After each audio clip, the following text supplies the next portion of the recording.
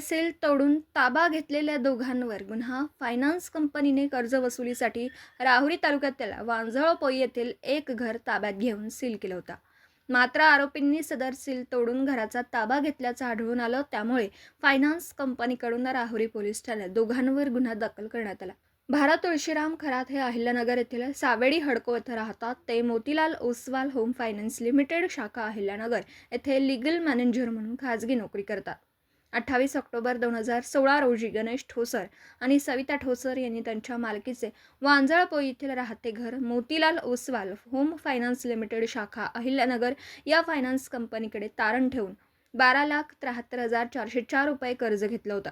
त्याचे मासिक हप्ता 16,657 रुपये एवढा होता.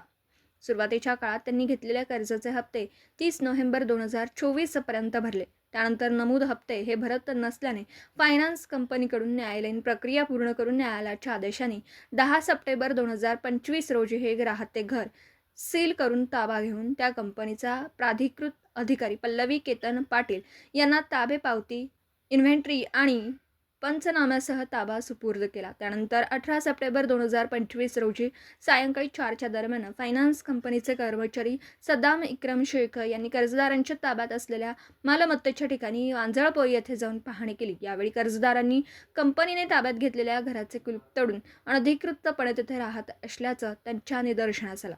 त्यानंतर भारत तुळशीराम खरात यांच्या फिर्यादीवरून राहुरी पोलीस ठाण्यामध्ये आरोपी गणेश नामदेव ठोसर आणि सविता गणेश ठोसर या दोघांवर गुन्हा दाखल करण्यात आला. पुढील तपास संजय ठेंगे यांच्या मार्गदर्शनाखाली सुरू आहे. दीपक साळवेसह योगेश पवार, न्यूज 14 राहुरी.